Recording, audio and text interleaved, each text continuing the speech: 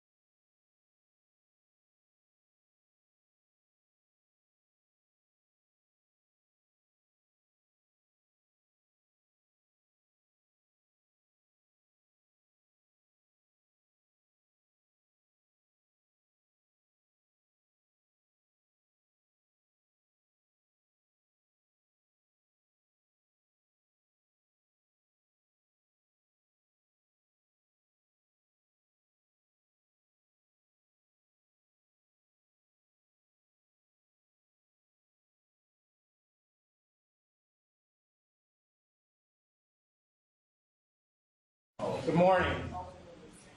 So just so you all know, this is actually being taped. So you're going to be up on our website in perpetuity. So if you're going to say something stupid, just tell us beforehand and we'll turn it off. My name is Vince Bradley. I'm the chairman of the New York State Liquor Authority, and I just wanted to come up here and want to thank you all for coming. It's amazing the amount. This is our third meeting over the last, 6 weeks, and it's amazing the amount of turnout we've had. I actually think we've gotten about 2/3 of the craft brewers in the state to attend, which is amazing. And it shows the level. Actually, it shows that the meeting was needed, which I'm going to get into that a little bit. But before I get in about how the meetings came about, but before I do that, I just wanted to give you some numbers about how much this industry has grown, and I'm sure you're all aware of it because you see it around you, but you may not be aware of it statewide.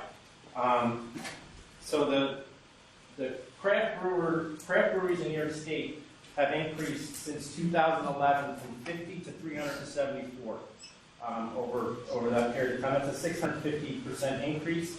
The farm brewery, how many of you in here are farm brewers or have a farm brewer's license? So there's a lot of you. That was enacted in 2013. By 2014, a year later, we had 67 of those. Today, we have 188 farm brewers in the state of New York.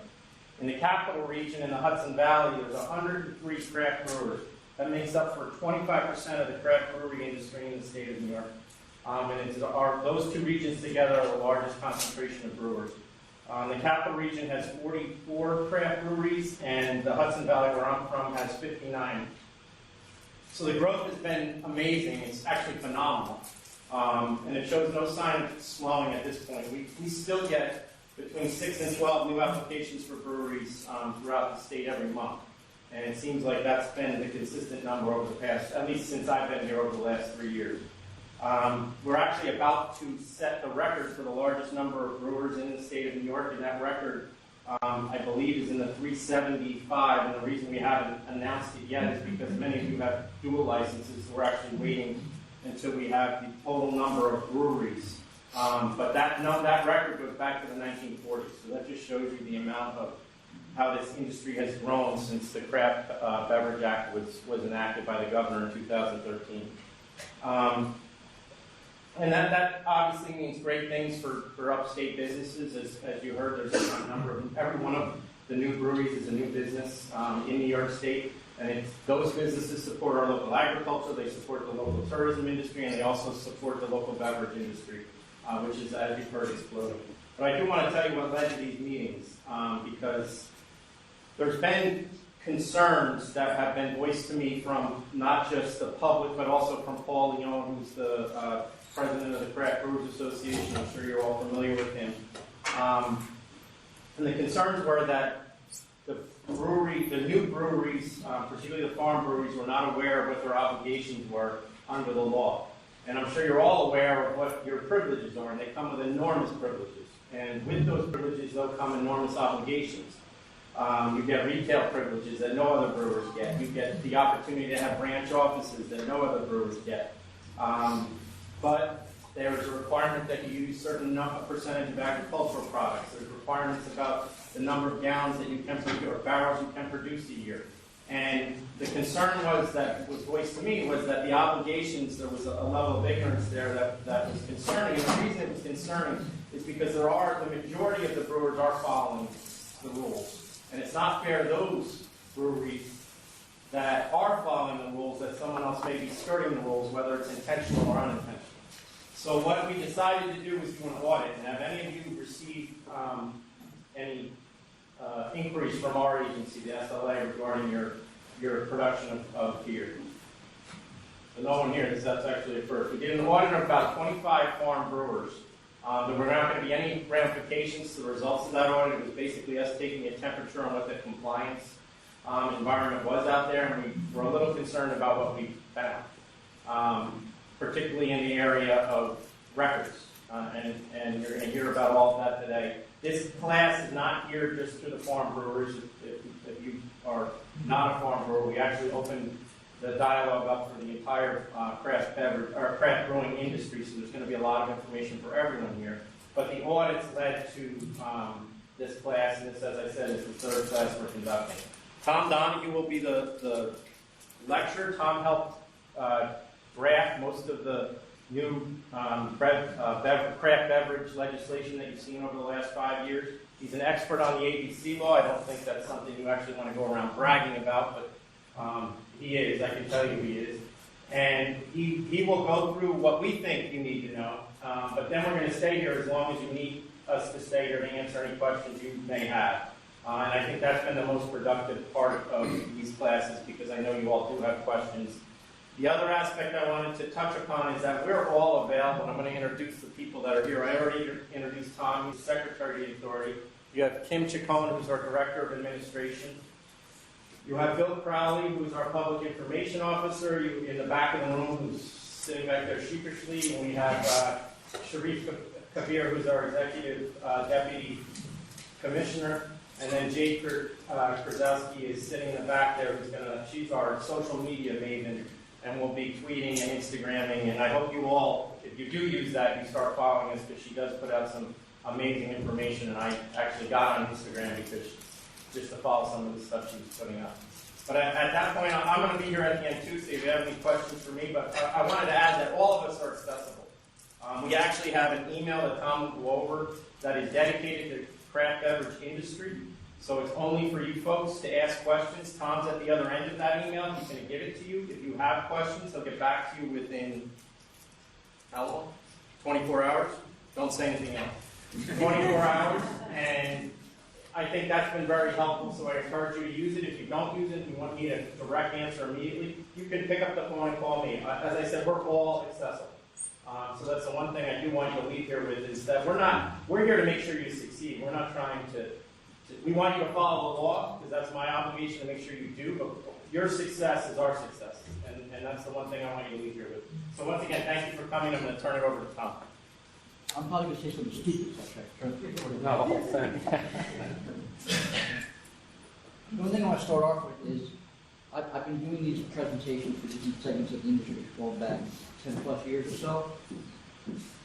And this is probably the first time we focused just on the brewers, primarily because of, as the chairman indicated, a great increase in the number of brewers.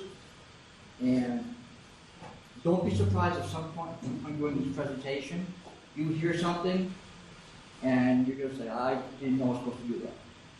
Right? Because I've seen in the last two presentations, especially when we get to the parts about the business transaction between you and retailers and you and wholesalers, jaws drop when I say something, because you didn't know you're supposed to do it. All right, so we're not looking to catch anybody today, we're looking to inform you, all right, and give you information, and to go from there. Okay. So let's start off first with why you have to have a license. Right? If you're manufacturing alcoholic beverages in New York State, you have to have a license, unless you're doing it for home consumption. And that's only for beer and wine, not for liquor. If you're profiting in any way from the sale of alcoholic beverages, you have to have a license. A little while In a little while, we're going to talk about contract brewing and some of the arrangements that are either legal or illegal. All right? But if you're getting a profit from the sale of alcoholic beverages, you're probably going to need a license. Another important thing is that you can't allow somebody who doesn't have a license to share in your profits or have control over your business. Talk about now the different types of licenses, because you may or may not have the right license. All right? So there's a brewery license, there's a microbrewery license, a farm brewery, and a restaurant brewer. I get the restaurant brewer. It's not actually a manufacturing license, it's a retail license. But that may be the license you have, and maybe you should have a manufacturing license, or maybe you want to switch over to the restaurant brewer license, depending on your business model. All right, the brewery license. That's your basic license, all right? You can produce as much beer as you want, any kind of beer that you want. Anybody here have just a basic brewery license? All right. Next is the microbrewery license. Anybody here have a microbrewery license? All right. So with that, there is a production limit. It was increased a few years back from 35,000 barrels a year to 75,000 barrels a year. Like the brewery license, this is just a subcategory of the brewery license. All right? So you can produce any kind of beer that you want. Now we have the farm brewery license. Most of you here have a farm brewery license. All right? You have the same production cap as the microbrewer, 75,000 barrels. That's finished barrels. But you can only produce New York State labeled beer. And we're going to talk about what that means in a couple of minutes. Along with the license, though, you get some other privileges. The first one is you get 5 branch offices. You also can produce New York State labeled cider. Any of the farm brewers making cider too?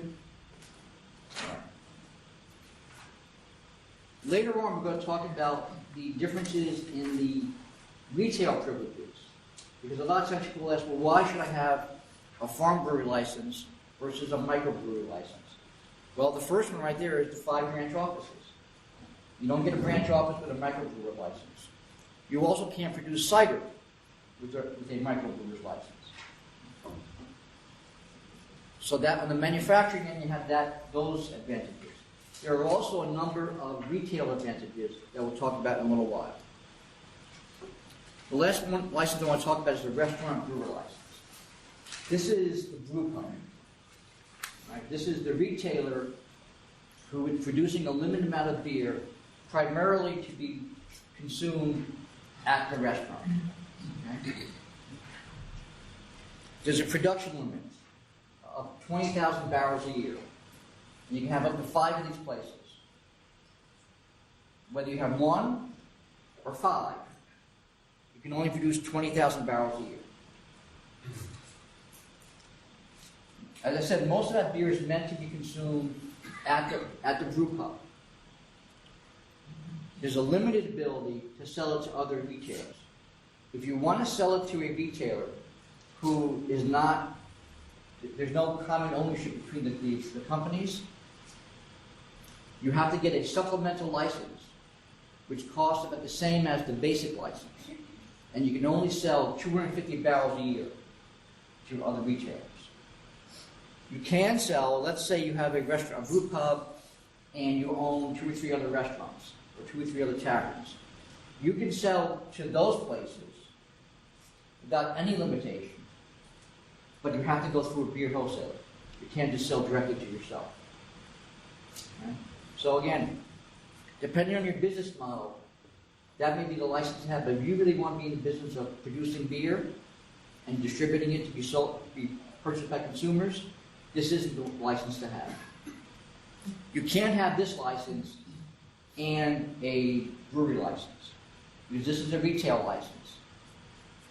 And we're going to talk a little later about what's called the tied house law, which prevents you from having manufacturing licenses and retail licenses, except for the ones you have at your brewery, which we'll also talk about in a little while. Anybody here planning on applying for a license or in the process of applying for a license? Okay. Oh, yeah, of course you will. All right. Once you get your license, there are some things you have to get done and get approved by the authority. First thing is a renewal.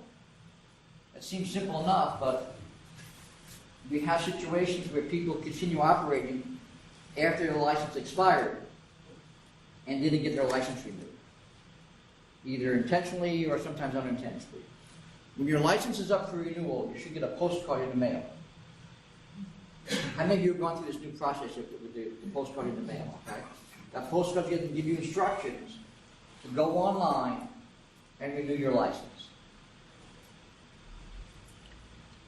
Now, if you're running late, okay, your license hasn't expired yet, but it's about to expire. As long as you get your renewal application filed and it's complete before your license expires, you get to continue operating. Right. In-house, we call this SAPA. It's the State Administrative Procedure Act. But in that law, it says if you file a timely and complete renewal application, you get to keep operating until we renew your license. If you file late, or if you're missing documents, you don't get that. You have to shut down until we approve your renewal application. An alteration. It used to be, I think it was before the governor's first or second summer. The governor's done, I think, those are 3 or 4, I'm losing track now. Wine, beer, spirits, and cider summits. We used to require all licensees to put detailed diagrams in. How many of you have had a license for more than, microbrewers, like for more than 5 or 10 years? Okay. So when you first filed, you probably had to fill out a detailed diagram where everything in your brewery was located. We don't make the brewers or the wineries or the distillers do that anymore. We're just looking for the 4 corners of your building. And if you're going to have a property license beyond the building, and we'll talk about why you want to do that in a second, your property line. Whatever the property is that you want licensed, that's what we want to know. Okay? So if you're going to build another building, or you're going to make your building bigger, or you're going to add land to your licensed premises, you need to file an alteration application before you make the alterations, not afterwards. Corporate changes. Most people nowadays don't get a license in their own name. It's either in a corporation or an LLC. If you make changes to that corporate structure, the officers, the directors, and major stockholders, you need to get that approved ahead of time by the authority. Right? You can't wait till afterwards. Now, if something happens, we're not going to come after you with disciplinary charges if you're a little late. Right? But if you're making a corporate change right around your renewal time, you're going to have a problem. A lot of times we see you get a renewal application and it's signed by your new president. But according to our documents, he's not your president. Somebody else is. And we're not going to accept that renewal application. Right, so it's important that you get those changes approved timely. Removals. This may sound kind of obvious, but we've had situations where licensees pick up their business and move someplace else and don't tell us. The license follows you and the property. You can't just pick it up and take it someplace else because your name is on it. All right, so if you're going to move, and I don't mean just expanding your property, but I mean picking up and moving to a new location, that's just almost like a new application. You have to follow a renewal application. Can you speak to the lead times required to each of these different items? Well, a lot of it depends on you. Okay, a new application, I think it's 45 days or so, somewhere in that period, it takes to process it. But a lot of that is on you making sure you get everything to us. All right? So if you submit a complete application, that speeds things along. A corporate change can go pretty quick because we don't care about the licensed premises anymore. We don't need a new diagram. We just need a personal questionnaire for the new people and the document showing the transfer, let's say it's a stock transfer, showing how the stock's being sold. Right? So we need fewer documents. If it's an alteration, that's not that big of a deal either. All right? Probably in this one, the biggest one is the removal. That's almost like a new application because you're moving someplace else. We still have the information about you, but we don't have the information about the new location. Right? And then you're also going to have to deal with TTE, right? Because you're going to a new location. Yes? And with regard to corporate change, I just went through a process of converting from a sole proprietor to a partnership. That was a completely new application. Yes. There's not, so there's No, because what that is, there's no alteration, as you say. no, an alteration is an alteration to the licensed premises. Okay? What you did was not a corporate change. You transferred your business from one entity, a person, to a new entity, a partnership. Okay? Correct. It didn't matter that you were one of the partners. Okay? It's a new business. It's a new legal entity. The one thing we do kind of streamline, if you will, if you are a sole proprietor and you're going to transfer your business to a corporation or LLC, where you're the sole principal of the LLC, we have what's called an endorsement application that you can use to do that, because it's just one person, okay? But when you're talking about adding somebody else, that's a transfer of your business to another entity. So you're saying by the word corporate, you are talking about another entity. Now, when I say corporate changes, okay, Yes. I'm talking about Somebody your who's existing single- corporation, Okay. okay? The license is in Corporation ABC, and you are making changes within Corporation ABC. You're changing the president, you're changing the board of directors, the major stockholders. That's a corporate change within the corporation. If you're taking that license, taking business, you're going to transfer to another legal entity, that's a transfer application, which in large part is a new application. Hmm? Complete, Yes. including premises, locations. Right, well, we have to make- Operations, everything. Right, well, because it's a new business, okay? It's a new business buying a business, but it needs its own new license. Right. There may be some other permits you will need over the course of time when you have your license. Solicitor's permits. What I'm about to say doesn't apply to any of these. Okay? I'm going to say it anyway. Normally, a manufacturer or wholesaler, your sales staff has to have a solicitor's permit. Right? And I'm talking about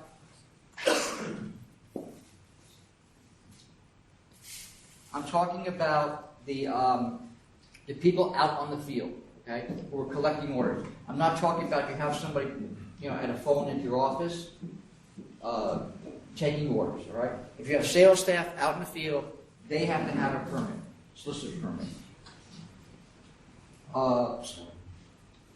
When the Sunday brunch bill was passed, was it 2 summers ago, that changed the hours on Sunday from noontime to 10 a.m., included in there was language that eliminated the need for craft manufacturers.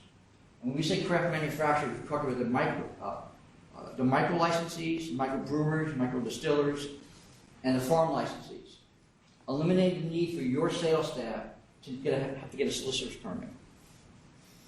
All right? There is an advisory on our website. I should note that a lot of times the authority, Chairman Bradley, Commissioner Ford, will put out guidance about certain topics in the form of what we call advisories. They're on our website. There is an advisory, what number is it here?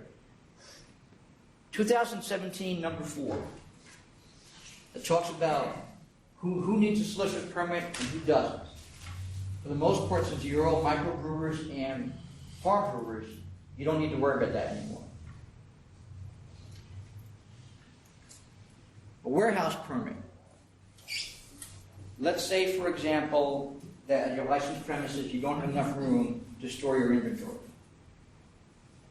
and you can't expand your location to make your licensed premises any bigger, all right? Let's say that you've licensed a parcel of land that includes your brewery building and is a storage facility on that property.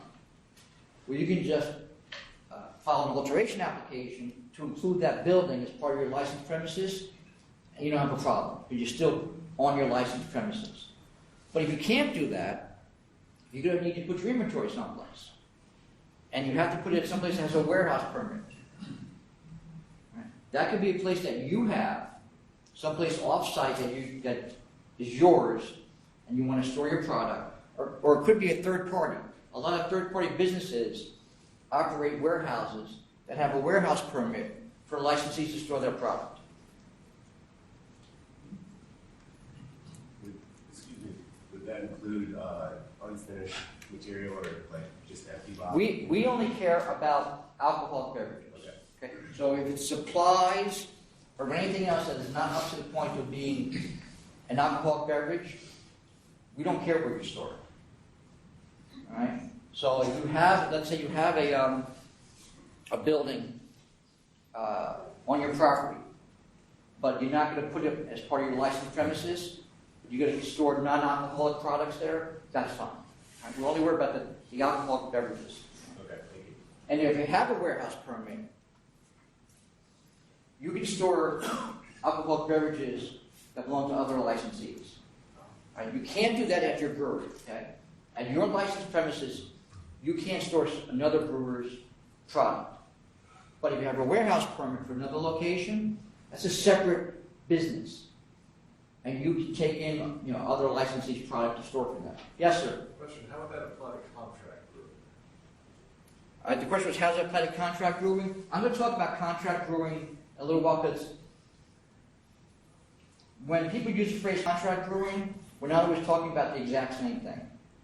All right, so I want to make sure we're all on the same page with that. Trucking permit. As a licensee, you can transport your own product in a vehicle that's owned or leased by you and operated by you. Without all you need is a copy of your license, you throw it in the glove box, you're good to go. The vehicle has to be owned or leased by the licensee. Okay, so the license is issued in the name of something, corporation, partnership, LLC, or to you individually. That's the entity that has to own the vehicle. It can't be your personal vehicle. It can't be the personal vehicle of maybe a stock boy that you have who works for you, he's got a pickup truck, and he's going to deliver product for you. That's not covered by this. It's going to be a vehicle owned or leased by the licensed entity and operated by the licensed entity. And all you need to do, like I said, is take a copy of that license certificate, keep it in the vehicle. Other than that, you need a trucking permit. Yes, sir. Does that also only apply to the alcoholic beverages and not like material? Yeah, all we care about are the alcoholic beverages. Okay. Transporting the alcoholic beverages. If you don't do it that way, you have to get what's called a trucking permit. Or use somebody who has a trucking permit. FedEx, UPS, they all have trucking permits. A lot of truckers have trucking permits. All right? To cover that vehicle.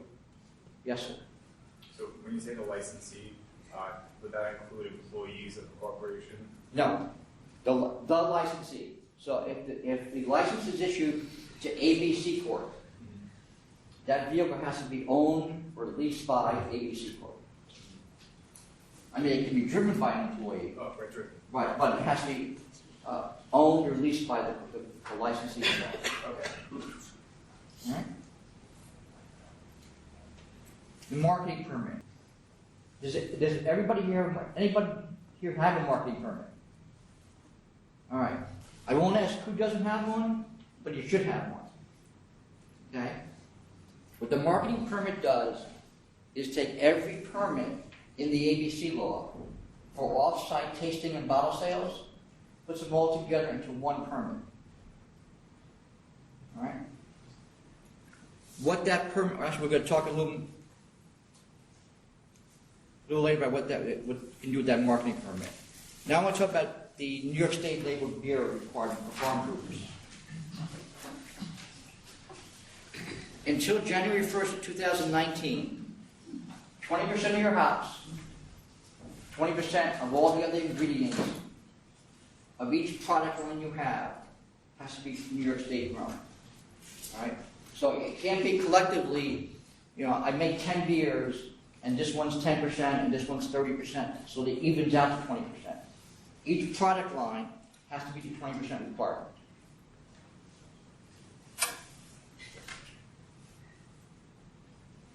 Right. After January 1st, 2019, that's going to go up to 60%. 60% of the hops, 60% of all the other ingredients. And then, after that, it goes to 90%. Yes, sir? Does that include yeast? Oh, yeah, yes. Is it by volume as it It's, goes yeah, it's by weight. So, right. So, literally, if you took all your ingredients and put them in piles, and weighed them, that's how it should work out. Excluding water, yes. And hops, hops is a separate. Hops is kept, yeah. So hops it's hops 20%, and then everything else you use. Cumulatively, 60% of that. Right. Or 20. So if if you're using right now 80% hops, New York hops, that doesn't factor into the other 20%. Yes, sir. Somebody had a question here. I think I would share the same yeast. There are very few yeast manufacturers in the state, if there's one. You said all ingredients. Would you elaborate on ingredients of beer?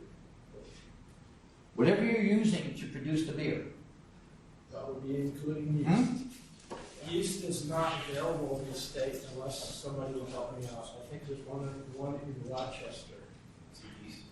I think it doesn't matter because yeast is a small amount of weight. Since that is a larger category, like your actual grains are much more heavy than yeast. So you need to readdress this. This is all calculated by weight. Yes. So if I use yeast, you're saying 20% of the yeast. No. It's 20% of the hops. Okay? And then all your other ingredients put together. Okay? 20% of that. So you might be using yeast and none of it's from New York State. But if you collectively all your ingredients together, 20% of that is grown in New York State, that's fine. Yeast plus malt has to equal 20%. So think about everything you use to make your beer, okay? Besides the hops. Everything else you use. And you put it together. Tom, I think the confusion here is that some people are thinking it's ingredient by ingredient, and that's not what No, you're it's saying. not. It's collectively, all the ingredients together. 20% of those have to be grown in New York State by weight. The only outlier being hops. The only outlier being hops. That's separate. So if you took two piles, got my pile of hops, my pile of everything else, all right? The everything else pile, 20% of it has to be grown in New York State. Now, it might be that you're using one product where 100% of it is from New York State. And that's going to kind of balance out the yeast, for example. As long as the total is 20%. All right. We're on the same page with that now? Yes, sir. Quick question on the hops. What if none of the hops that we use in the beer are grown in New York State? Then that's Can not you New just York repeat State. the question, because it's All not right. getting on the The paper. question is, what if none of the hops you're using are grown in New York State? Then that's not a New York State labeled beer, and a farm brewer can't make it. Okay. All right. It has to be, right now, 20%. Yes, sir. What if I don't use any hops at all?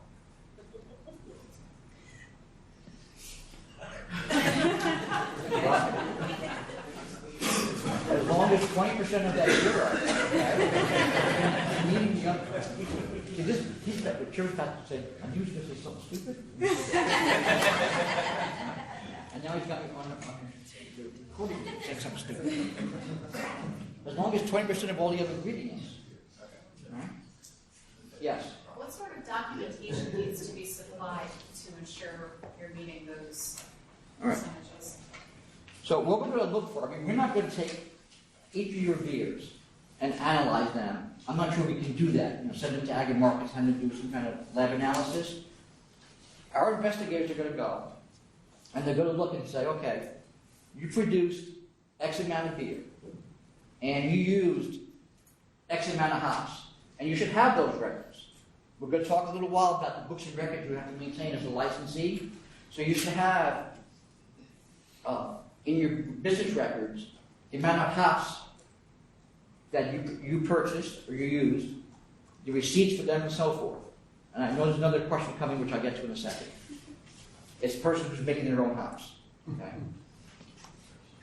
So we're going to say, okay, you purchased 100 pounds of hops. So there should be records that you purchased 20 of those from New York producers.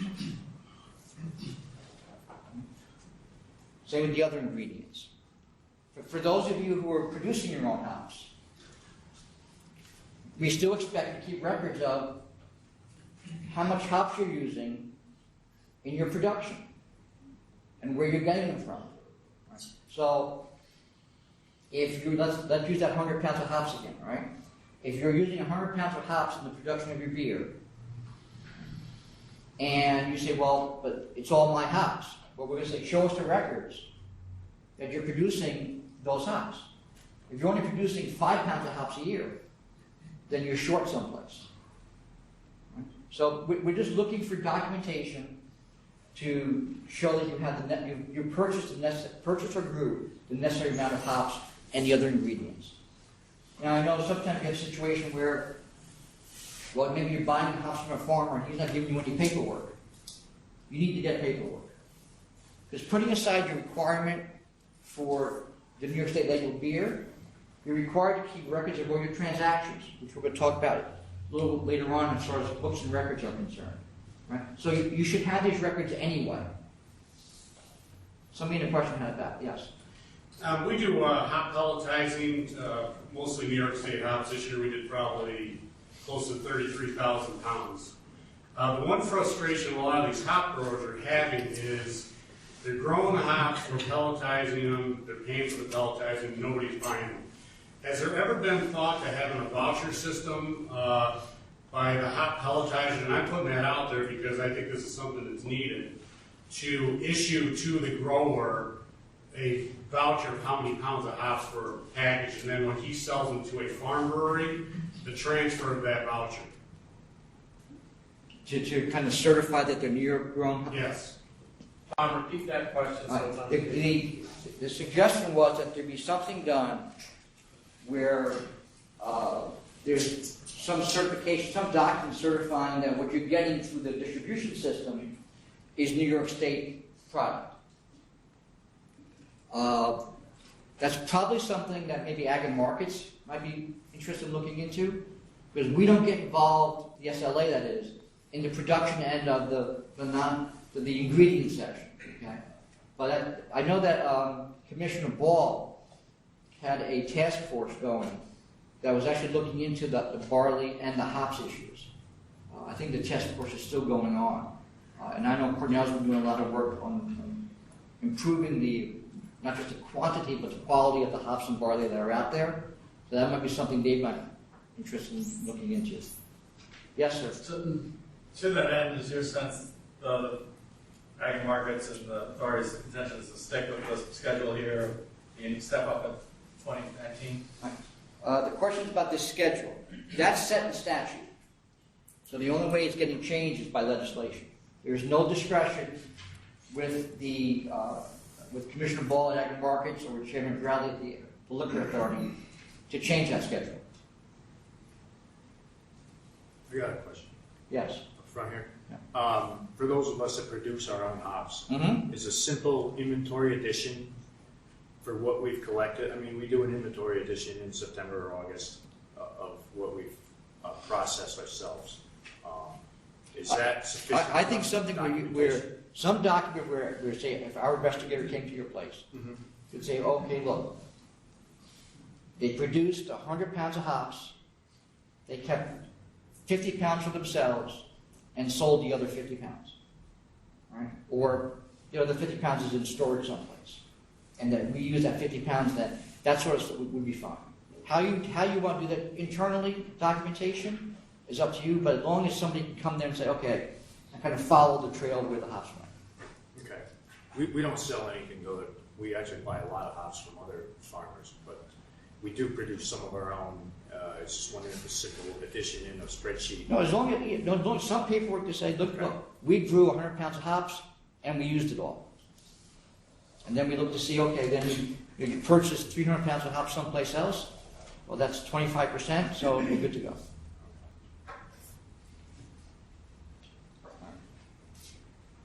For cider, it's a little more simple. 100% New York apples or other palm trees. And just a reminder, the alcohol content of cider has to be at least 3.2%, and now because of legislation that was done a couple years ago, up to 8.5%. It used to be 7%. Distribution issues. This is where we start getting to things where I think a lot of you, because you weren't in the business, in the industry before, aren't aware of. First of all, as a brewer, any manufacturer in New York State can self-distribute or sell through a wholesaler or do both. We're going to talk in a second about what's called franchise agreements. Anybody has ever heard that term before? Franchise agreement? Who of you use wholesalers to sell your beer? Okay. All of you who do that should know what a franchise agreement is. The 180-day law. Anybody know what that is? Have you heard of it? Okay. That's not good. And then terms of sale on the COD list. And brand legal registration. Okay, so franchise agreements. If you have a wholesaler distributing your product, you have to have a written agreement with that wholesaler regarding the distribution of your product. For liquor and wine, does anybody here have a winery license or a distillery license? Okay. If you sell liquor or wine, there's something called a price schedule. And you put a price schedule up, the prices that wholesalers can buy your product for, and then if you're a wholesaler, the prices that all the retailers can buy it for. And every retailer should be able to buy liquor or wine at the same price as any other retailer. It's a little different for brewers and for beer wholesalers. You can charge retailers different prices. You know, if there are 3 grocery stores lined up on the same street, you can charge each one a different price. Right? Liquor and wine can't do that. But if you're using a wholesaler, you have to have a written agreement with that wholesaler. And for the most part, you cannot get out of that agreement unless you show good cause. When you look at the ABC law, the definition of good cause goes on for about 3 pages. All right? There is an exception, however.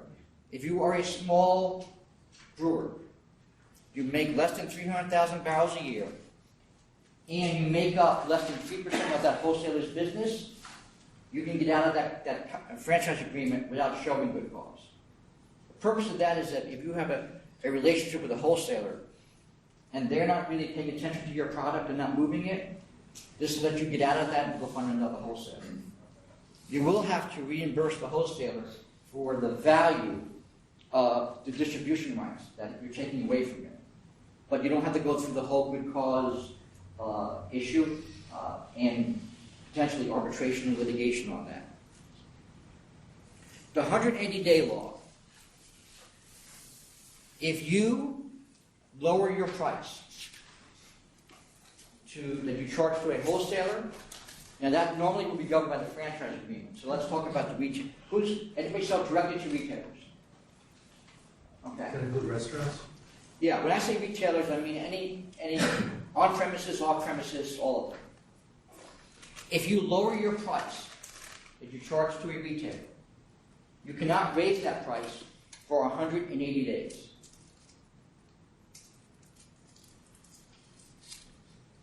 Now, anybody has any idea why we have that?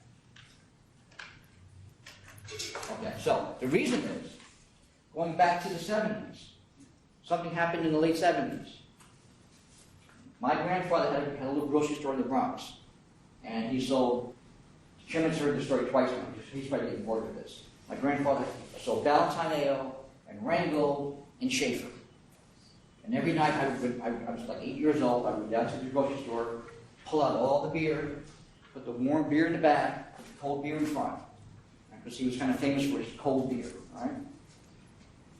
Then, what started happening? Anheuser-Busch and Miller and all the big companies started coming into the state. And they lowered their prices to get retailers to buy their product. So, to kind of prevent that, this law was passed to say, fine, if you're going to do that, you're going to come in and cut your prices, you're stuck with them for 180 days. All right? So keep that in mind. We don't get a lot of complaints about this. There is an advisory on the website that deals with the 180-day law, kind of explains in more detail, and explains how you can deal with certain like special offers you want to make, that sort of thing. All right? But keep this in mind. All right. In terms of sale, there's two ways you can sell product. Cash and on credit. We'll talk about the cash sales first. Cash means U.S. currency, certified bank check, money order, or electronic funds transfer. No credit cards, no debit cards. Right? You cannot accept payment from a retailer. Not about wholesalers are different. You can't accept payment from a retailer with a debit card or a credit card. You can also accept the retailer's check, as long as it's not post-dated. And it has to be the retailer's check. We get a lot of situations where a check is handed in and it's in somebody else's name. Sometimes that means somebody else is taking over the business, is using the first person's license without getting their own license. They start their own business and they're paying the bills that way. So if you're taking a check, first of all, it can't be post-dated.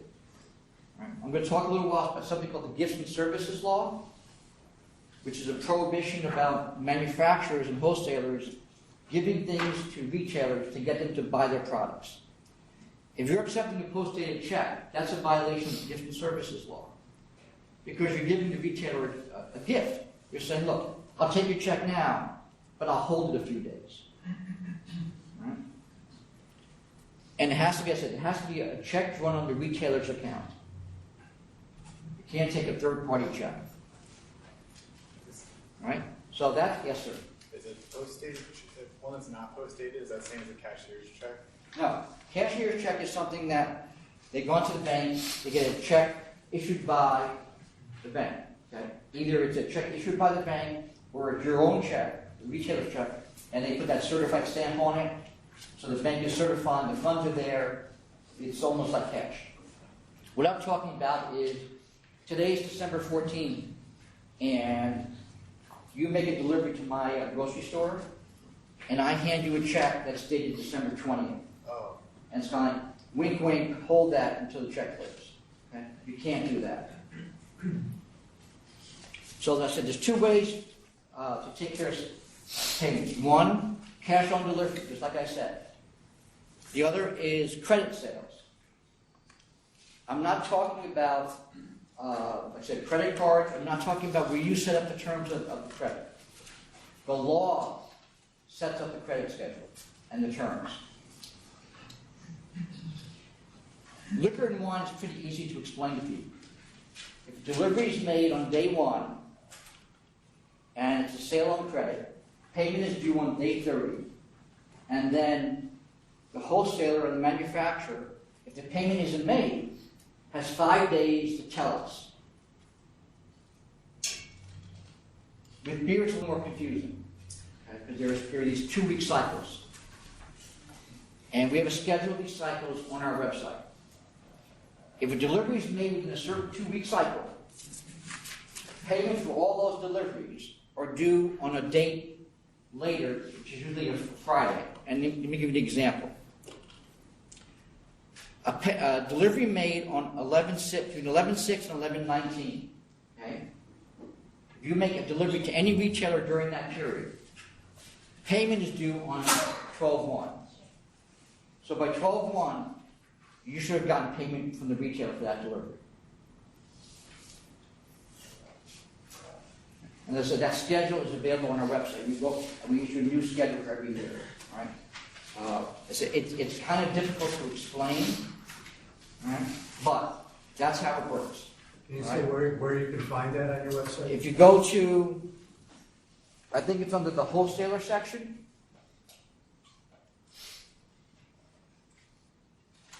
And if you can't find it, you can email or call a wholesale bureau, and they'll show you what it is. I don't know if the new schedule for 2018 is posted yet. I haven't looked. Right? But it will show you if the delivery is made, it gives you the date, and then when payment is due, and then, which we'll get to in a second, if you have to notify us of the non-payment.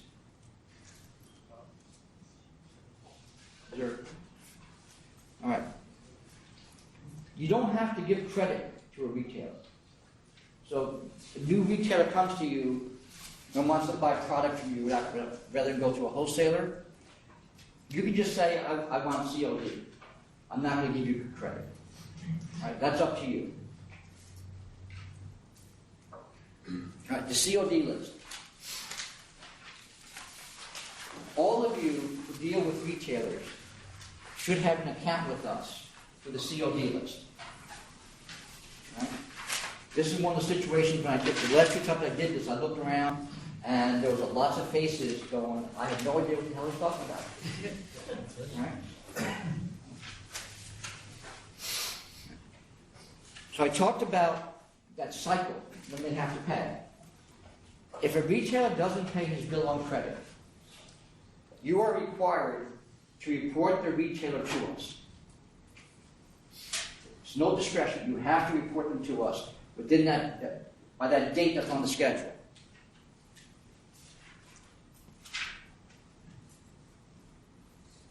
That retailer then is put on the COD list. That retailer cannot buy on credit from any manufacturer or wholesaler while they're on the COD list. So you have two obligations if you are selling to retailers. Obligation number one, if someone doesn't pay their credit bill, you have to report them to the authority. If you don't, that's a violation. You're subject to disciplinary charges. Number two is that you can't extend credit to somebody on the COD list, even if you didn't put them on the COD list. So you need to be checking to see if one of your customers, if you deal with retailers, if they're on the COD list, if you're going to give them credit. Everybody follow this? That's on the statement of the website? Yes. The question was, is that on our website? Yes, it is. You have to have an account to log in to do both things. To report them to us, and then to check the list to make sure that your retailer customers are not on the COD list. If you're going to give them credit. You can sell to them for cash. If you're going to extend credit, you can't extend credit to somebody who's on the COD list. I assume retailers also includes other microbreweries. No. Other farm breweries, excuse me. No, just retail licensees. Okay, so this does not apply to other farm breweries. No, if they're buying your product, the question is, does the COD list apply to other manufacturers? With respect to brewers, no. Okay? Because they are manufacturers. The only time it applies really doesn't apply to brewers, it applies to liquor and wine. And what the authority has said is that if I'm, say, a winery, and I'm buying somebody else's wine or liquor, a farm winery, I'm buying somebody else's New York State labeled wine or New York State labeled liquor to sell at retail at my farm winery, I have to buy it at the same price a retailer would buy it. But the COD list does not apply to manufacturers. Okay, any questions about that? Yes, sir, in the back. Home D licenses, does that apply as well? All right, so the home D, that's kind of the industry phrase for the C license. There are two kinds of beer wholesale licenses. The original beer wholesale license was the C, okay? So for example, you know, it's the letter designation that's on your license, all right? So, you know, the microbrewer is your MI, right, I think? It's on your license. And the farm brewers are FD? Yes. Because FD was used for something else. So. All right, so the original beer wholesale license was the Class C. It had with it a retail privilege to allow the beer wholesaler to sell to consumers if they came to the wholesale price. Those licenses stopped being issued, new ones, in 1960. All right. Now we have the CO license. The CO beer wholesale license does not have the retail privilege. We still have C wholesale licenses because businesses are sold and then the licenses are transferred with them. All right. A lot of those licenses are used for what I call the beer beverage center. Okay? And that in the industry is what's referred to as the home D, because they're selling, to homes, to consumers. That's compared to the franchise D, which is the wholesaler who's selling to retailers to distribute. Okay? So, to get back into your question, no, it only applies to the retailers.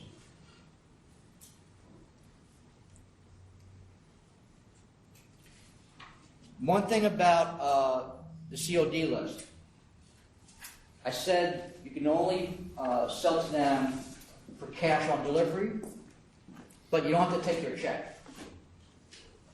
Kind of makes sense. You already know that you're not that great at paying the bills, so if they hand you a check, it's not certified, you don't have to take it. You can say, no, I want cash, currency, certified check, money order.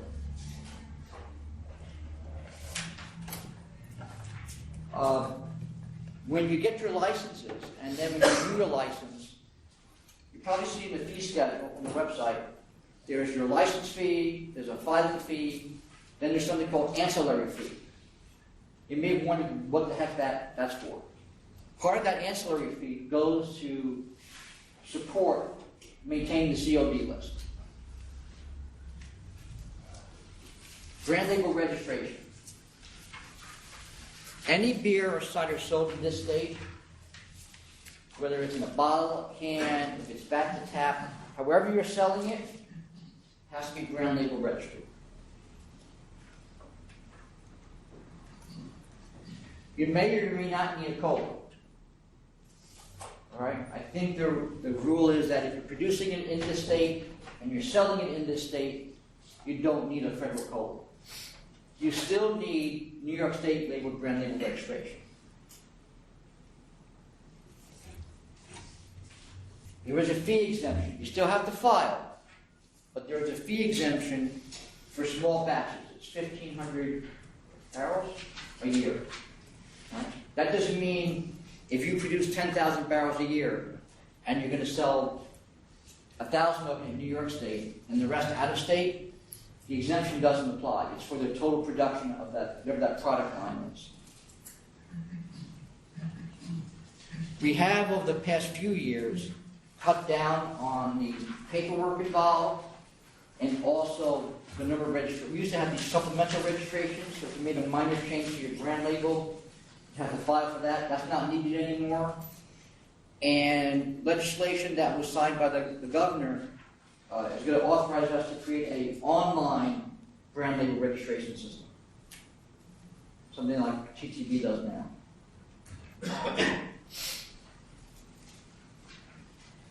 All right, retail privileges. Are any of you just manufacturing beer? You're not involved in any retail operations at all?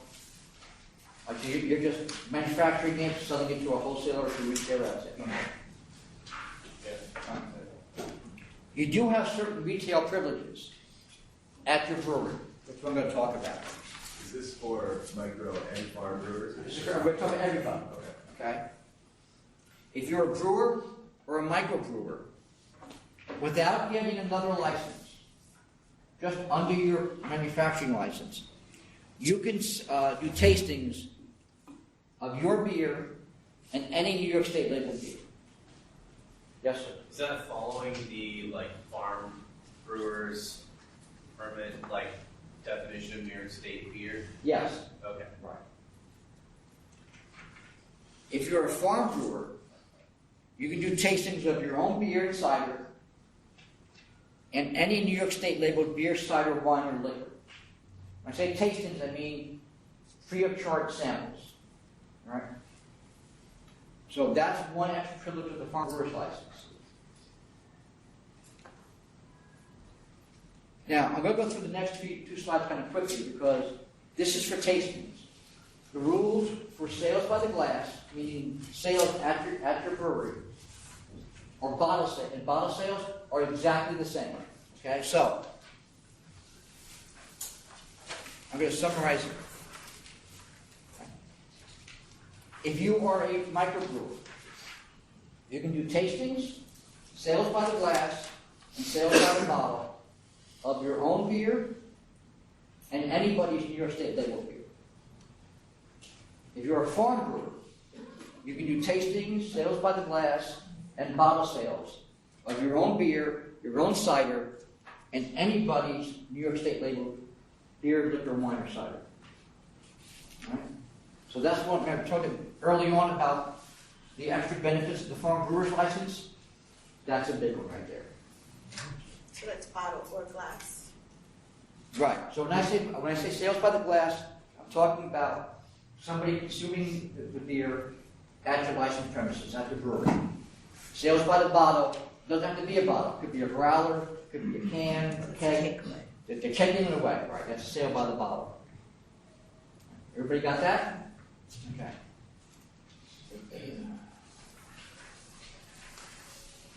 You can get. Well, what's the minimal food requirement? For what I just talked about, a bowl of pretzels or the minimum food requirements for what you can do under your license is a bowl of pretzels or potato chips, something people can eat with their hands. Okay, that's it. Right? Does it have to be for sale or can it be? No. It has to be. Food has to be available for your patrons to munch on while they're doing tastings or sales by the glass of what you can do under your license. If you want to do anything else, let's say you're a microbrewer and you want to offer wine or beer or liquor, not your beer, but somebody else's beer and liquor to your patrons.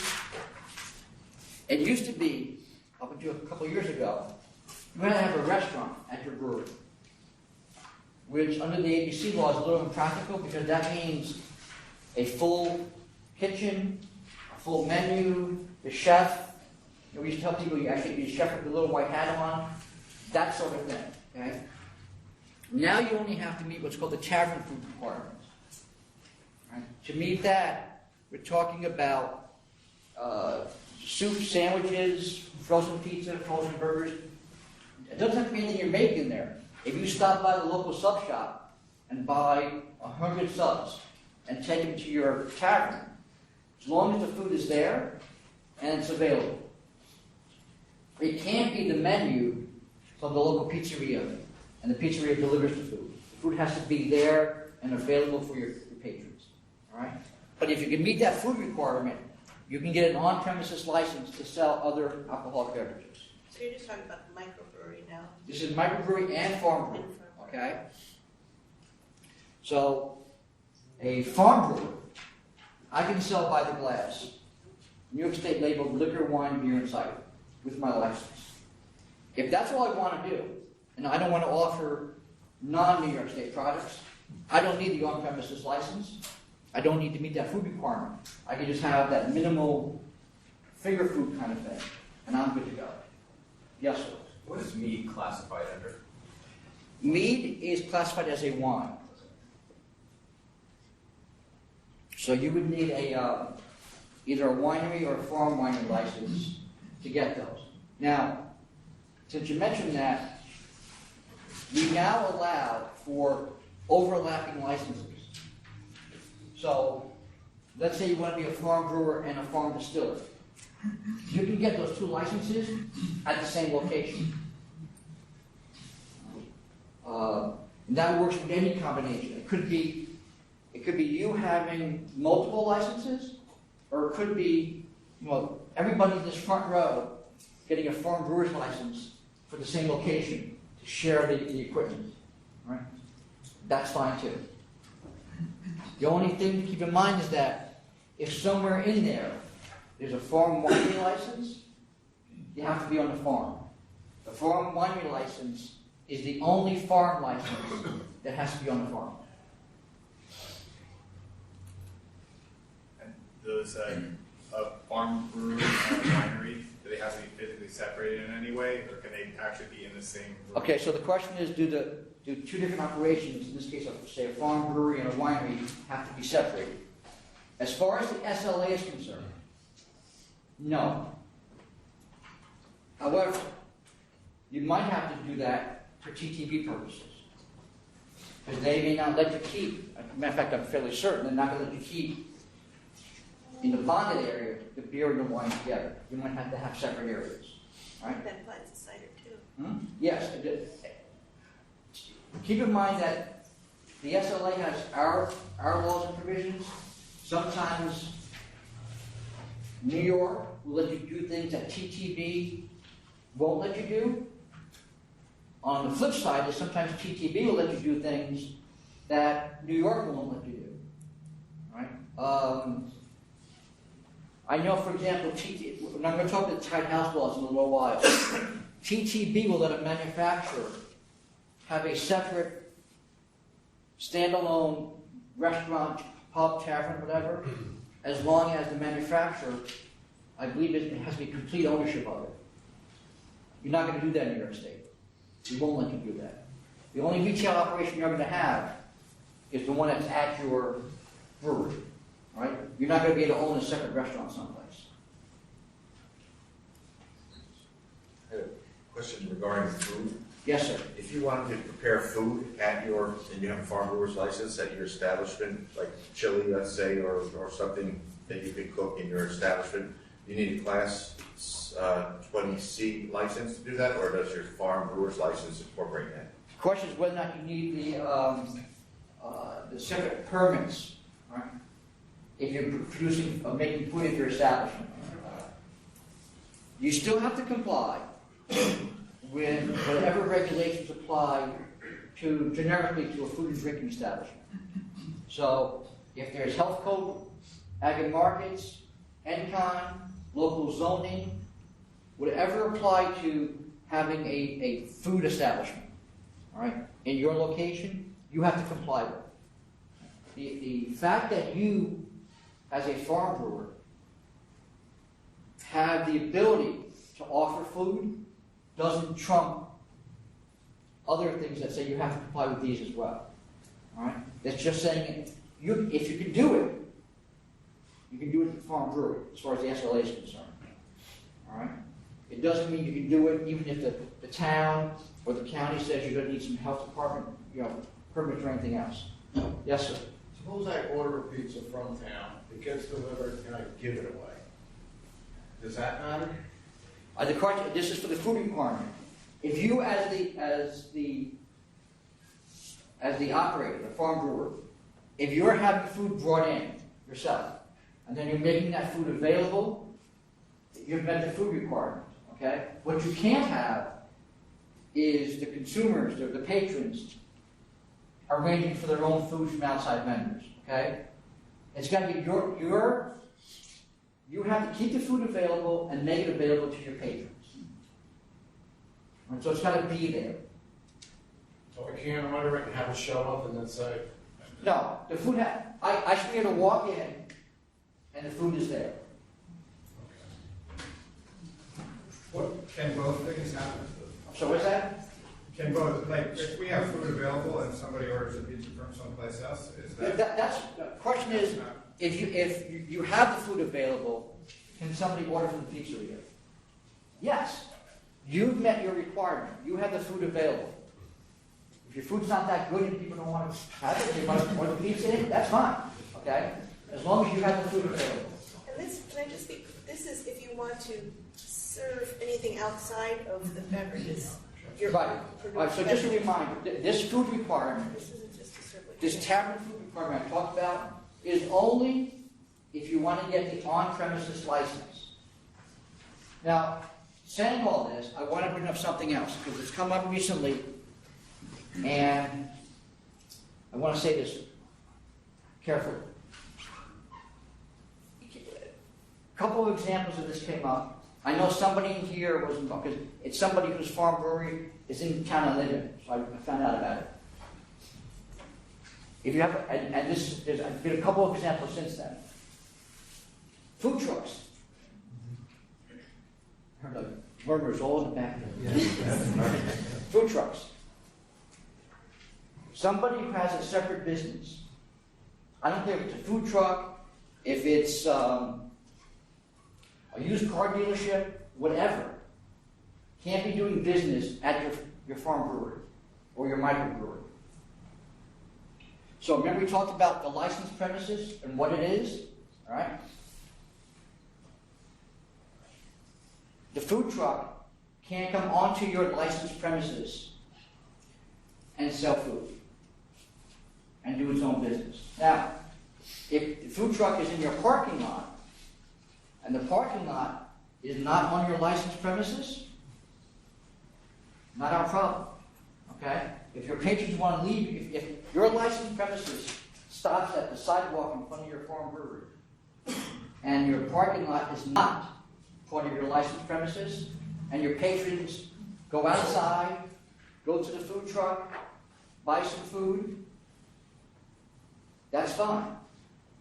They can also bring the food in, as long as you're meeting whatever food requirement you have to meet.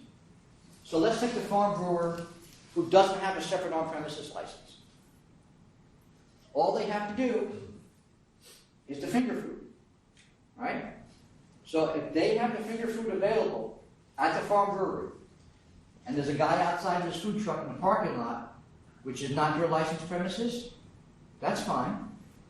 That kind of goes to the question before, can they, if you have stuff available, can people bring it? If you want to let them bring it in from the food truck, that's fine. He's doing his business off your licensed premises. You're still meeting your food requirement with your other stuff, that's good. But the truck can't be on your licensed premises. Yes, sir. You are welcome to discuss our situation, and if you could talk about how a food concessionaire's agreement. Just in general, okay? Can I just back up for 1 second? No, I'm already past that. Why? I'm on the clock. Why is that? Why is what? Why is Because it that you cannot do that? With respect to manufacturers and wholesalers, okay, the statute sets out a list of what you can do and what you can't do. These are things you can do at a wholesale establishment. Up until 2010, 11, you would never see an ATM at a home meeting, at a beer beverage center. Because an ATM is under the law, is a banking business. And for a beer wholesaler, just like package stores, you don't see ATMs in package stores. This is better not. Because a package store can only do certain things, can only sell certain things. And an ATM is a separate business, so you can't have that separate business in the package store. And so there are standards in the law for manufacturers, for wholesalers, for package and wine stores, about what other businesses you can do. And what you can't do, probably right off the top, is let somebody else have control of some part of your licensed premises. Because you're supposed to be in control of it too.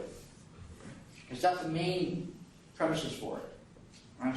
But for the food truck, there are ways to structure the arrangement so that the person with the food truck is not running his own business, but is essentially working for you. All right? Supplying food to your patrons. You're making the profit. There's a way to reimburse the food truck vendor, but it's your business. Okay, so that's we've had some situations like that recently. We were trying to explain how you can get the arrangement to comply with the law. Did I confuse you all enough? Very much. Okay, all right. So, going back to what I said before, it's kind of important when you apply for your license that you define what is and isn't your licensed premises. Whether it's the food truck, or let's say you have a really nice location and there's a gazebo outside, and people want to do weddings at the gazebo, or have picnics or office parties or whatever. Well, when you apply for your license, if you didn't include that area on your licensed premises, well, guess what? All these things I just talked about what you can do at the brewery, you can't do at the gazebo. So you need to make sure that the gazebo is part of your licensed premises. And if you're going to have the food truck show up, make sure that the parking lot isn't on your licensed premises. Okay? We'll go there and then there. If you have an on-premises license, can you have a food truck? The question is, if you have an on-premises license, can you have a food truck? There is an ability for an on-premises licensee to have a food concession agreement with a third party. That requires the authority's approval.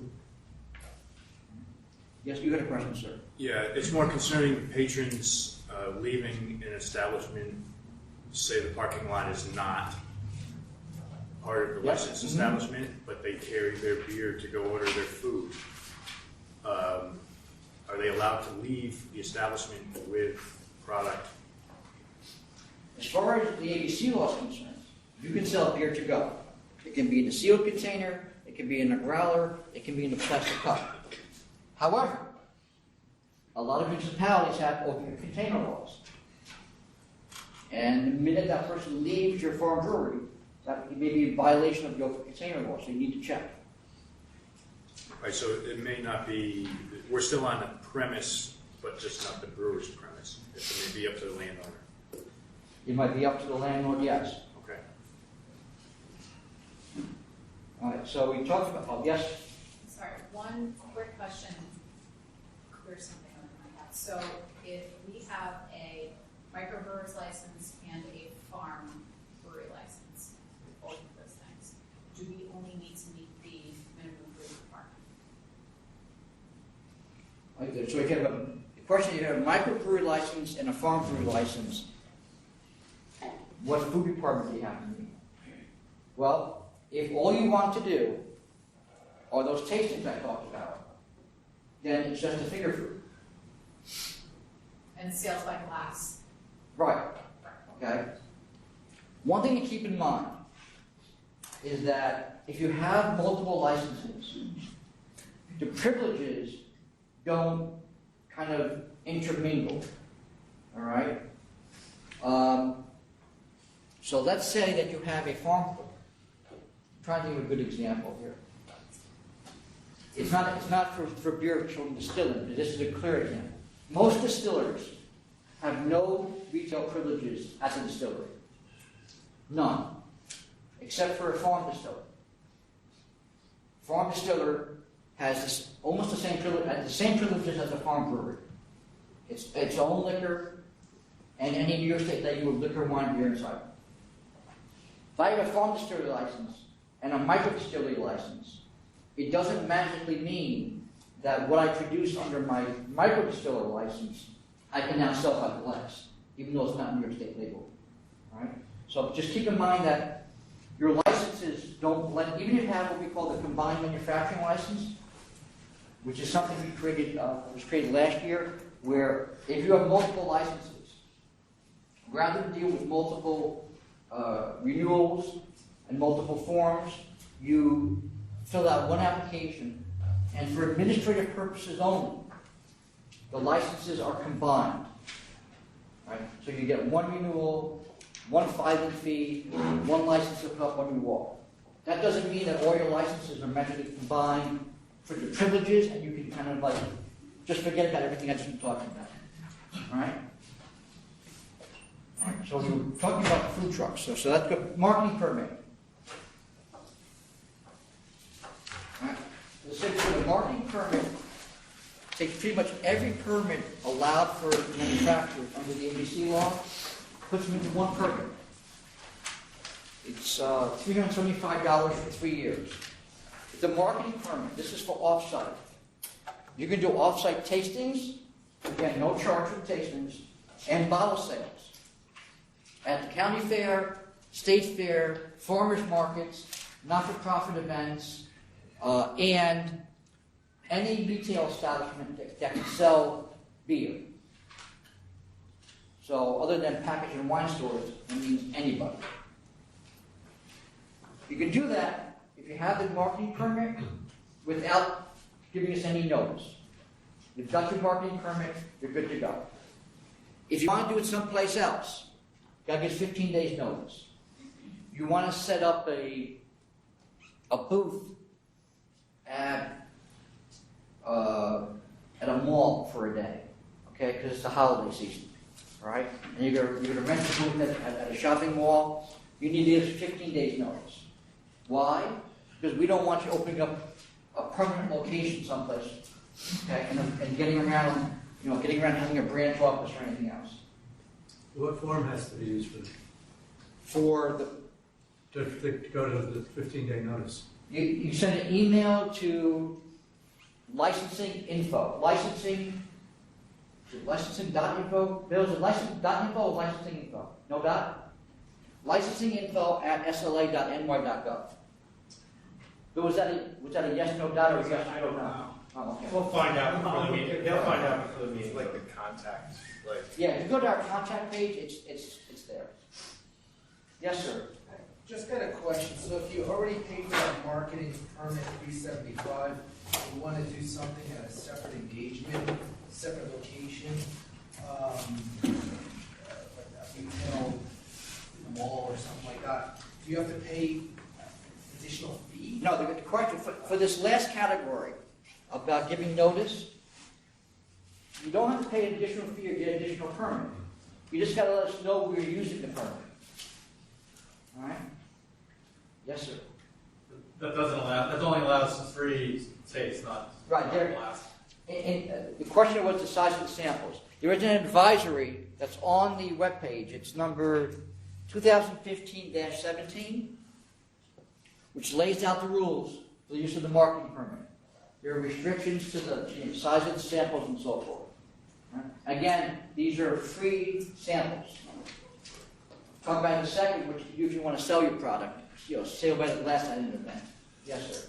I saw a document that says a farm brewery, you didn't need to pay certain fees in order to just go to a farmer's market or fair and sell by the bottle. Well, you have to get the permit. The statute said you need the permit, and this is the permit you would get. But this permit also incorporates a bunch of other permits. Okay. So that, as a practical matter, the best thing to do is to get this permit, then you're covered. For almost any kind of tasting or sales by the bottle off-site. But not sales by the glass? No, not sales by the glass, which is this. What a coincidence, huh? Mm-hmm. Okay, we call this generically the special event permit. This is the permit to sell beer, wine, and cider by the glass at an event. And we say it's a special, it doesn't have to be all that special. It just, it's a not-for-profit event. It's some kind of event you want to go to and sell by the glass, all right? As a craft brewer, all right, it's a one-day permit. It costs, I think it's $26 plus a $10 filing fee, if I remember right. Right? You can only get only 4 at the same location a year. Right? What we don't want is you setting up a little pop-up bar. All right? Yes. So in theory, you can get more than 4 as long as they're not in the same location. For the manufacturers, we give a little leeway as far as the number we give out because we know normally they're not trying to just start pop-up bars. Okay? But these permits, these special event permits, are available to non-licensees too. So that's why there are the restrictions. We don't want somebody who can't get licensed to start getting a special event permit to use every day of the year someplace. All right? So, wait. Let's go ahead. Yes, sir. Yes. Is there an exclusivity to this event?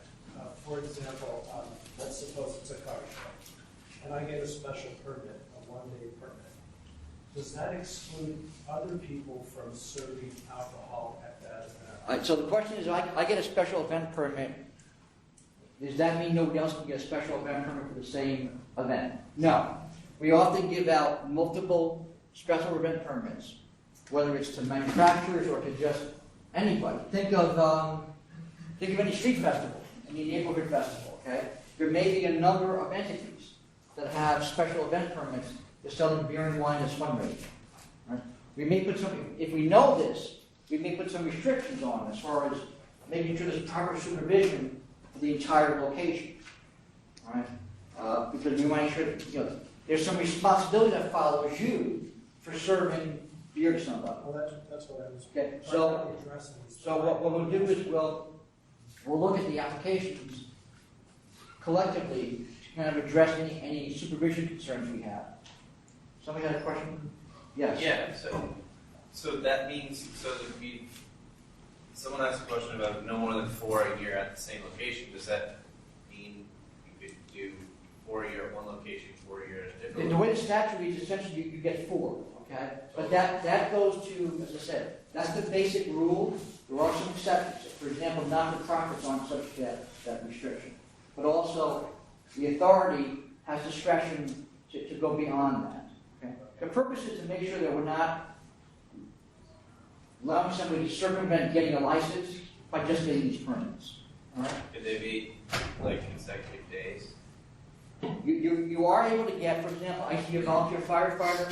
My fire department held a softball tournament for 1 weekend a month every year. Okay? It was 3 days long. So we had, I think we have 3 points of sale. So we had 3 permits every day for 3 days. So we had 9 permits covering the whole weekend. So you can get multiple permits, yes. Yes, sir. So regarding the special events permit, does the sale of beer and cider, or does it apply to the entirety of what you're allowed to sell? Does that mean I can sell New York State beers, ciders, wines, and liquors?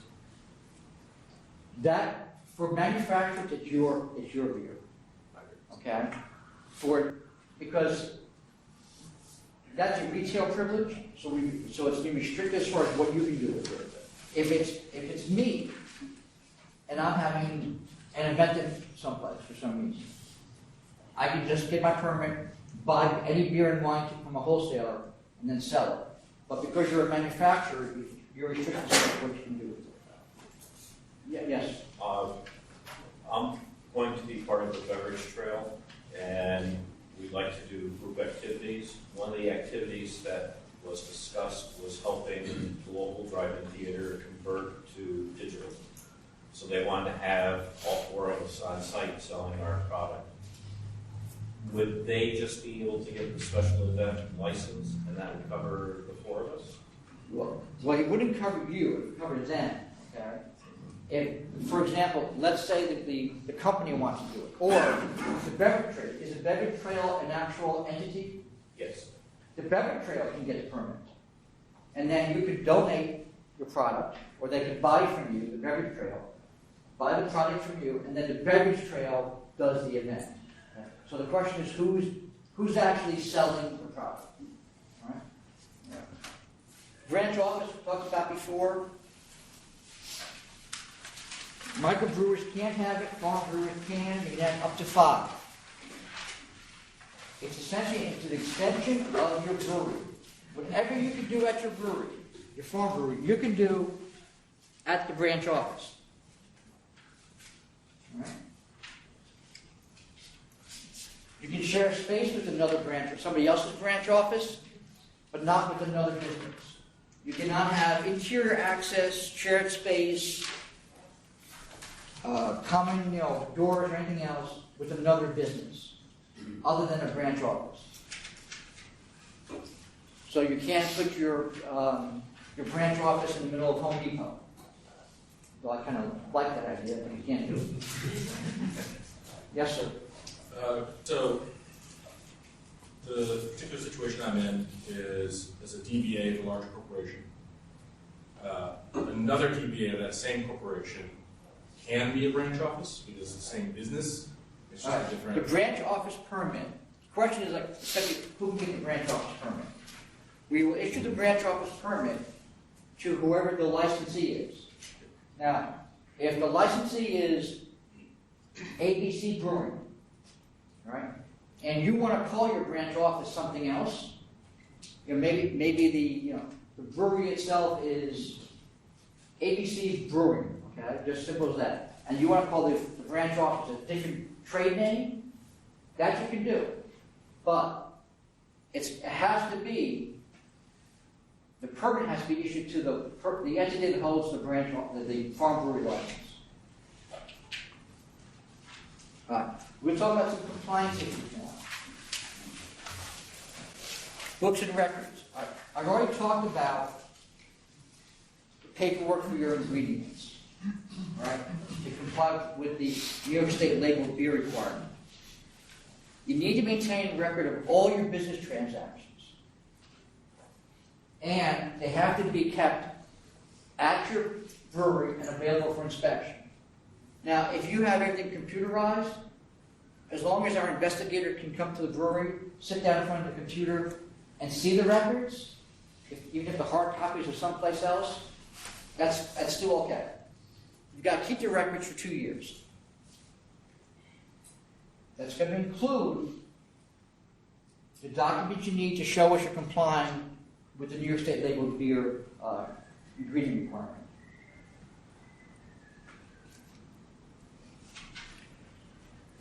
The statute specifically refers to the ingredients. You don't have to tell us your formula for making your beer, but the ingredients.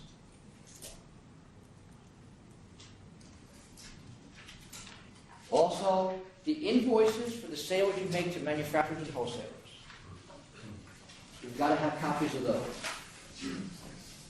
At the last presentation we did of this, it was the one first in Rochester, somebody was saying how they make a delivery and at the end of the month they send the bills out. Well, there's 2 problems with that. First is that the statute says that the invoice has to be delivered when you deliver your product. The second is that if you're not sending the bill out when you make the delivery, you've altered that 2-week cycle and you're giving the retailer more time to pay, which you can't do. Contract brewing. We have an advisory out that says contract brewing is a business relationship between 2 New York State licensed brewers or a New York State licensed brewer and an out-of-state brewer, okay, where one of them is making beer for the other brewer and selling it to them in bulk. That's contract brewing. I probably get 4 or 5 inquiries a month about somebody who has a cool idea for a brand name of a beer, or a wine, or a liquor. And they want to sell that. They don't want to make it. They don't want to be involved in the distribution of it. They just want to make money off their cool brand name. All right? You can't do that. Remember early on I said about you can't let somebody who doesn't have a license share your profits? That's this. Okay? So if someone comes to you and says, I want you to brew a beer for me. It better be one of 3 things. Another brewer, and you're going to sell the beer to them in bulk, and they're going to sell it as their own. Or a wholesaler. Maybe the wholesaler owns a brand name. And he comes to you and says, I want you to produce a beer, put this brand label on it, and then sell it to me, and then I'll distribute it. That's okay too. Or a retailer who owns the brand name. Okay? So I have a pub, okay, Tom's Pub, and I want to have a beer that says Tom's Pub's Beer. Right? And I own that trade name. I contract with you to produce a beer. And you slap on, it could be a beer that you've already produced. You're just taking so many cases out, slapping my brand label on it. You can only sell it to me, because it's my private label. What you can't have is some arrangement where somebody else owns a brand label, whether it's another licensee or somebody who doesn't have a license. and you're using their brand name, and they get a cut of the profits in return. So let's say I came up with some fancy name for a beer, and I came to you, and I said, I want to put this name on the beer. You say, that's great, here's X amount of money, I'm buying that name from you, it's my name now, it's going out in my name. What you can't do is say, that's great, for every bottle I sell, you're going to get $1. Because I am now profiting off of your license. Alright? So, if you have some kind of arrangement like that, you might want to have, even contact our counsel's office, or contact me, have us take a look at it and make sure you're not in violation. Alright?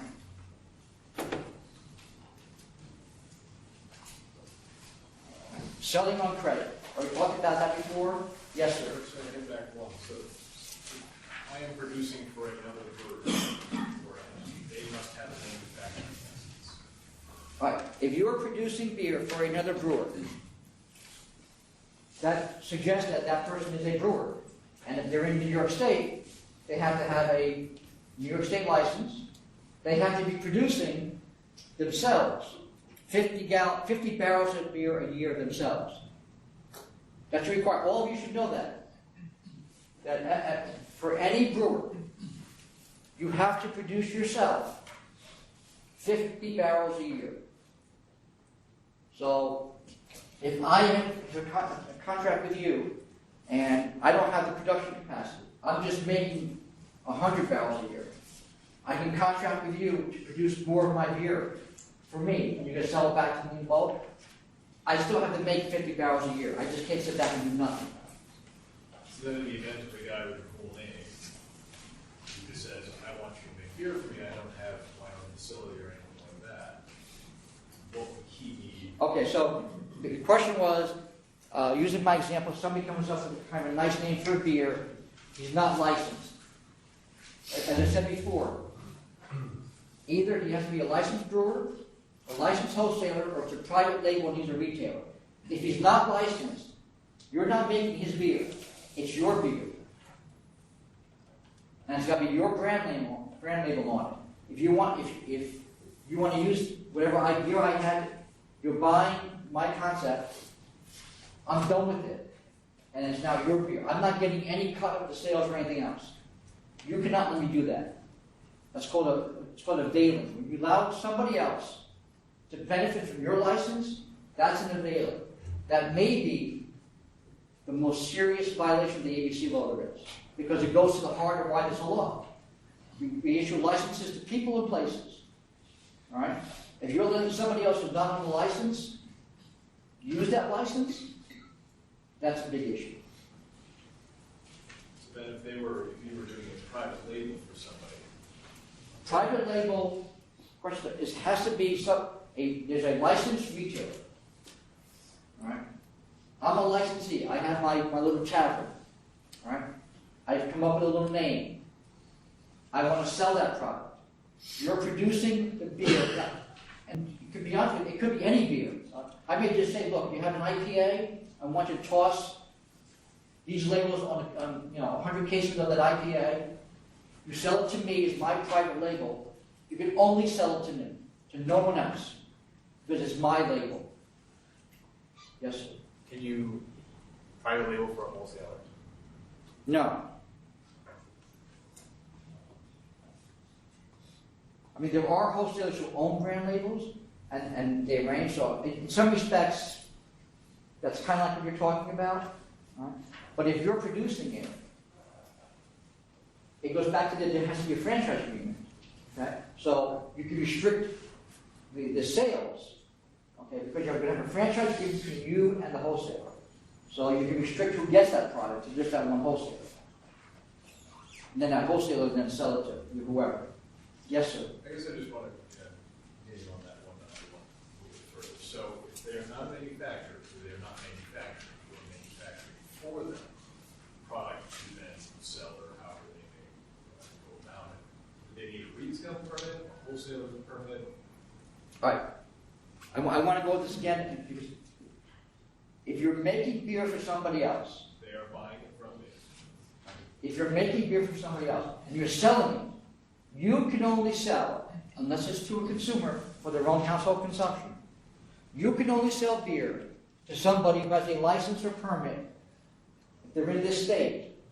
If you sell it to somebody out of state, the sale goes by the laws of that state. So if that person is in this state, and you're selling it to a person to resell, that person has to have a license in this state. So I guess what license would they need? What's that? It's not a manufacturing license. Right. They don't need a brewery license. If they're not manufacturing, they can't have a brewery license. The question is, what kind of license do they need? Depends what they're doing. Okay? If they're wholesaling a product, they need a wholesale license. If they're a retailer, they need a retail license. But they have to have a license. You cannot be producing beer in bulk for somebody who doesn't have a license for them to resell. Talking through the COD list, you cannot sell to somebody who's on the COD. You cannot extend credit to somebody who's on the COD list.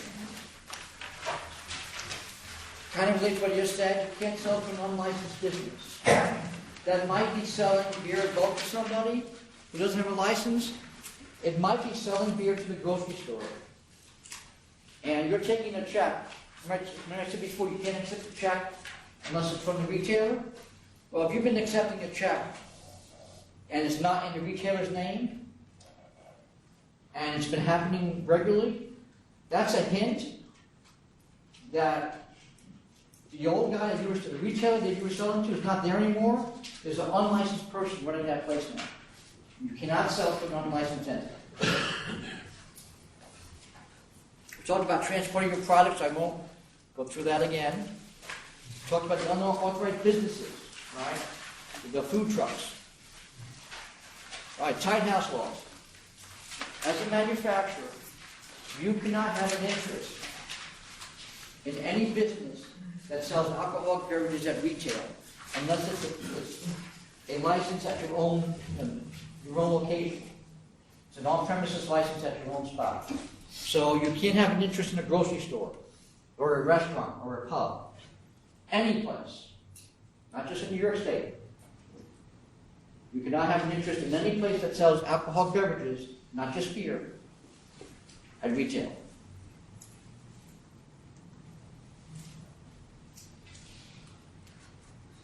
That also includes arrangements. Let's say there is a brand. We'll get back to that whole brand label issue. I'm a retailer, and I have this great idea for the name of a beer. And I come to you, and we're going to co-own. We're going to have some agreement where you're producing the beer with this brand label on it. You cannot do that if there's a retailer involved at all. Even if it's for a flat fee. All right? Because I can't, as a retailer, I can't have an interest in your business, and that arrangement is an interest. Talking about the gifts and services law. Yes, sir. But we can share branch offices, so I can have an interest in another manufacturer. No, because they're separate businesses. We're just sharing space. The question was, what about sharing branch offices? Does that involve the tight houses? First of all, tight house law only applies as to manufacturers and wholesalers on one side, retailers on the other. You're both manufacturers. The second thing is you're not sharing the business, you're just sharing the location. Right? You can't commingle your businesses, you just have multiple businesses at the same location. Yes, sir. Does that extend to, so you've got the Brewery ABC, which holds the license. Does that extend to the members of that corporation, or does it extend to an individual member? The question is, how far does the tight house law apply? If I am a member of an LLC that has a brewery license, I cannot be a member of an LLC that has a restaurant license someplace else. So it applies not only to the licensed entity, but to the principles of the licensed entity. Is there any ownership percentage on that cuts off? There is a Court of Appeals decision that and it involved an in-state off-premises licensee and an out-of-state brewer. And what the court said was, it doesn't matter how de minimis, meaning it doesn't matter how small the interest is, if there's an interest, it's a violation. Now some of you may be saying, well, wait a minute, maybe I own some, deferred stock thing that has, we don't worry about those things. I might be in violation of the tight house law right now, I'm not sure. Because I don't know my huge portfolio, okay? Or $5 of it may be invested in, a grocery store, a brewery, and a distillery. Okay? I invest a lot at the distillery and the brewery otherwise, but I don't get any ownership out of it. Gifts and services law. Manufacturers and wholesalers can't give anything to a retailer that, and the phrase is, in the judgment of the authority, is meant to induce the retailer to buy the manufacturer's product. As a practical matter, is there any reason why you would give something to a retailer other than to get them to buy your product? I can't think of any reason. There are some exceptions. Product displays. Up to a certain monetary value, which we just increased a short time ago, the little product displays to hold your beer at the grocery store, you can give those. Retailer advertising specialties. Glassware, napkins, stuff like that with your brand logo on it, you can give to a retailer up to a certain dollar amount. Consumer advertising specialties. Giveaway items, hats, t-shirts, stuff that is intended, you're giving to a retailer to hand out to the consumers. You can do as much of that as you want. Right? What you can't do, though, is hand out the hats and shirts and then find out that the retailer is now using that as a uniform for their staff. Okay? It's got to be to give away to consumers. There's also a lengthy advisory about, and which one is it now? 2014, number 8, about buybacks and promotional events. If you get to the point, and I hope all of you do, where you can start going out to retail establishments and doing promotional events for your product, read the advisory. Because there are restrictions about what you can do with the retailer, so that it's not seen as though you're just trying to give the retailer something to buy your product. All right. We've got this an email address dedicated to craft beverage manufacturers, which I apparently respond to every email within 24 hours. Okay, it's craftbev@sla.ny.gov. Now, they come to me if it's something that is specific to licensing. Maybe you file an application for a marketing permit and you haven't heard back. I'm going to forward that to licensing, and they'll get back to you. If it's about the COD list, because you leave here and you go, I better get registered on the COD list, okay? Because I haven't been doing that. I'm going to send that to the wholesale bureau. All right. But any questions you have, whether compliance questions, licensing questions, you can send them there. All right. That being said, that's the end of my presentation. As I said, we'll be here if you have any questions. I think Kim has a reason. The room reserved till 4 o'clock. I'm not saying that one.